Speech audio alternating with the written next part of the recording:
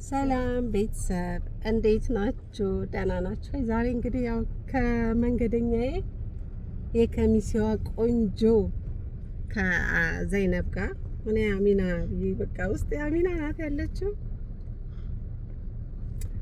ይኸው እስቲ ምን ታያለሽ? ስለ ሁለት ልጅ ተይዞ እንደማይሄድ ምናምን ነገር ተከልክለዋል። አይታሰብም። አዎ ድምፅሽን ከፍ አድርጊ። ንገሪያቸው። አይታሰብም። ሁለት ልጅ ይዞ መሄድ አይታሰብም። ኤምባሲ ላይ ያለው ነገር አዎ አንድ ልጅ ራሱ በጣም ከባድ ነው፣ አሰልቺ ነው። ሌላው ደግሞ ምንድነው እዛ አሻራ ቦታ ላይ ደግሞ ስቃይ ነው። ሁሉም ነገር ማለት ነው። ትኬት ራስ ያልሆነ ነገር በጣም ያሳፍራል። ያ በቃ እንደው ማላ ምናምን አለ ተብሎ ነበር። እስቲ ንገሪያቸው። ማላም አለ ተብሎ ነበር ግን የለም።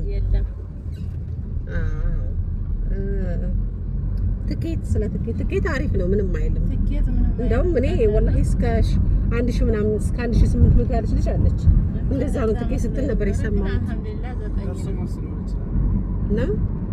እና አሪፍ ነው። 900 ነው የጨረሰብን። እኔ 900 ሪያል እሷ 900 ሪያል አንድ ላይ ያው 1800 እንደዛ ነው ለሁለታችን። እና ይሄን ይመስላል እንግዲህ ልጆቻችን ደግሞ ይሄው እስከ በጣውት ይሄ ልጅ በፎቶ እንደኔ በቪዲዮ እና በፎቶ ዝም ብሎ ነገር ነው። ሸበላ ነው ልጄ፣ የኔ ልጅ ሸበላ ነው። ቪዲዮ ላይ ለምን እንደሆነ አላውቅም። መልኩ ለምንድን ነው አንተ የእናትህ ብጤ ከስቆም ጎራዳ ብትሆንም እኮ ኧረ ቆንጅዬ ናት። ቆንጅዬ ነሽ አይደል? ይሄን ይመስላል እንግዲህ ማሮቼ። ምን አባቱ እንግዲህ ስደት በቃ ብለን ወደ ሀገራችን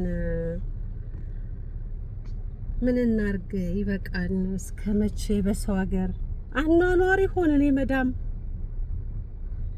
አንተስ ምን ትላለህ? ድምፅህን አስተላልፍ። ዩቲዩብ ላይ ነው የምለቀው። አንተ ነው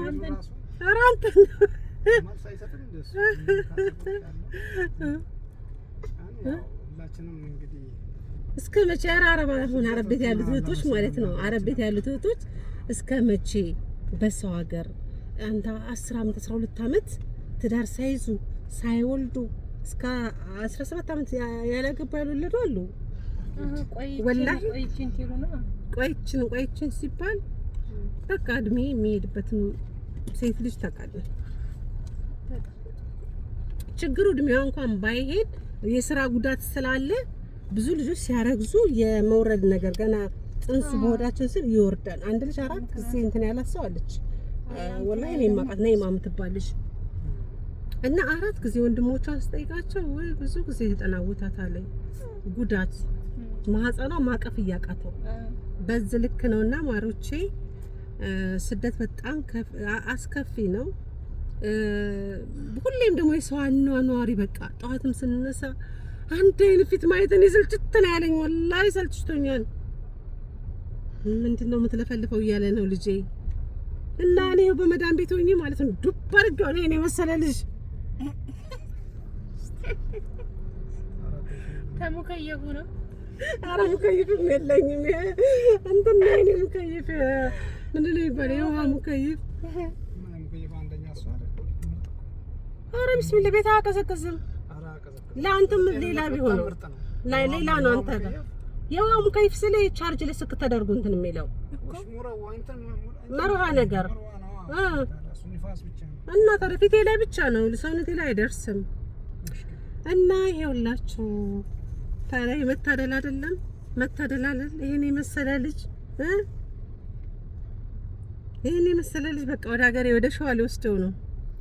አንተ አናግራቸው ቅድም ተሰጋ ነበር እንዴ? ምን እያየህ ነው? መኪናውን ቆይ ትኬታችንን ቆርጠን መጣን።